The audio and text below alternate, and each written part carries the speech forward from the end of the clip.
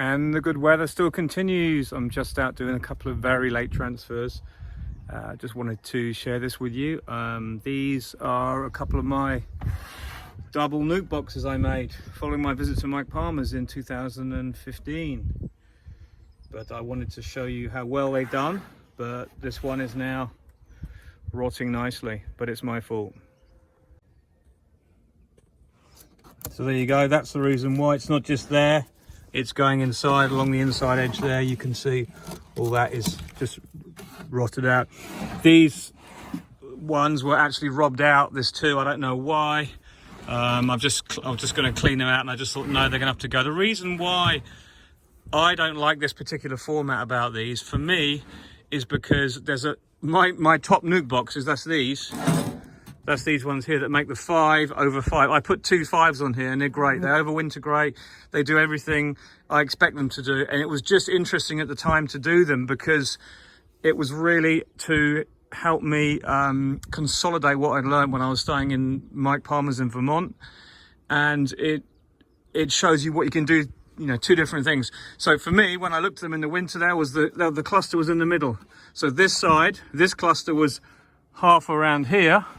And this side, the cluster was half around here. So as it was in the middle, the cluster basically shared, even though it's quite thick, this board, they still shared the heat in the middle. And it was absolutely amazing that they did that. And it's the truth, it does work.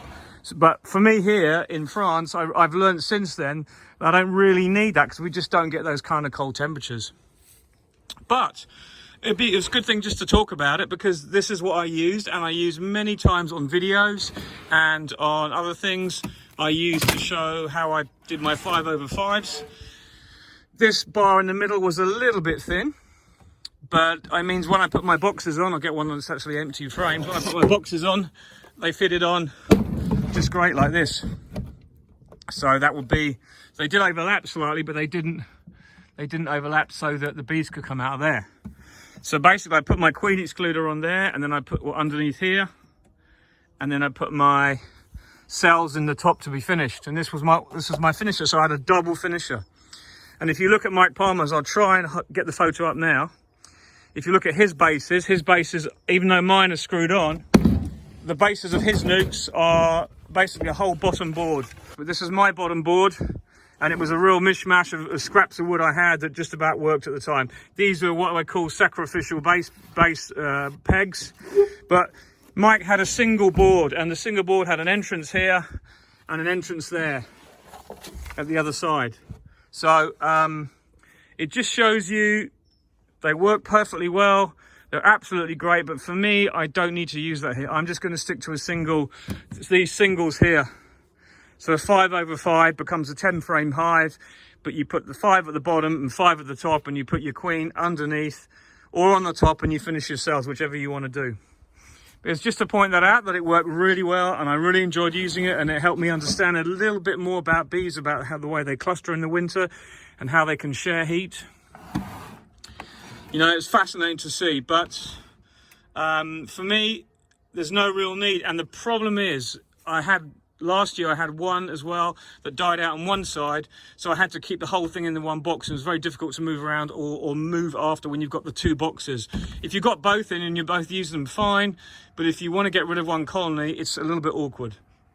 You've got to transfer it into a hive first, and then obviously one's on one side, one on the other. That's the only thing I found. You can see even now, I fixed these in, these metal castellations we use in France with our Dadons. I put them in with panel pins. That's what we were using them. I would never do that now. It's like, you know, I can't believe how, like, and when I look at this, I'm thinking, what was I doing here? It's like a bit here, a separate bit there. I just obviously mishmashed this out whatever I could, you know.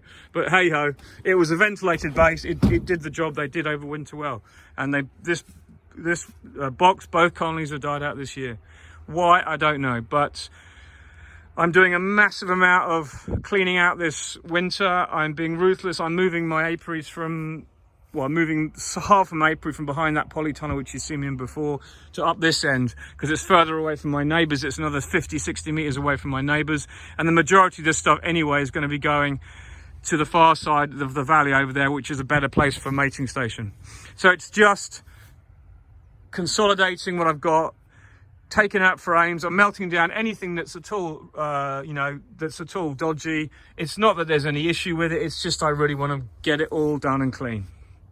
Because I'm unable to travel this year, this October, I've decided to just use my time wisely and really make the extra effort to make sure everything is spotlessly clean. So whatever I come into the next spring with will be, exploding and into clean boxes. Everything I use will have been cleaned. Last winter, I don't think I burnt a single box clean because I thought I was infallible and nothing's going to be, an issue. But this late summer, I had some issues, and I'm wondering whether it was, I had a couple of European foul brood. I wonder if I had viroses, in other words, parasitic mite syndrome, that cause similar symptoms. It's all things you have to consider, and the only way you can be absolutely sure is by going back to your hygiene over the winter when you have time, using your time wisely. So all the colonies I've got left are looking absolutely fantastic. I've been going around, I've still got one more day to do tomorrow. I've been going around and taken off those feeders that you saw me doing beginning of this week. And as I lift up the colony, nice load of bees, absolutely fantastic. I could not be happier, to be honest, with the way things are looking. So that's why I'm really kind of digging in and getting on with the cleaning up and putting all these bees to bed really well, so that everything is clean for next year. But it's just nice to show you that it's not like the end of an era. I've tried them, they don't work for me. It's really important you do something and you try it and you see if it works for you, because it might work just fine, and it did, but it's not what I need in the format I need right now. However, I am sticking with the wood because I am finding now that wood is such an easy thing to clean with the blowtorch. So that's what's going to be. We've got good weather for the next few days as well, which is unreal. We've got this really strong southerly flow where we've got a blocking high across France and Europe, and we've got a depression in the Atlantic, and it's feeding warm air up right from the south, right from down the Azores, northern Portugal, Spain. It's absolutely amazing. I mean, for November, we're forecasting 17, 18 degrees again on Saturday. Today, it's like 13, 14, but no wind. An absolute joy to be outside. So, it's lovely, really nice weather, but not sunbathing weather, but weather you can work in. So anyway, bye for now. Catch you again soon.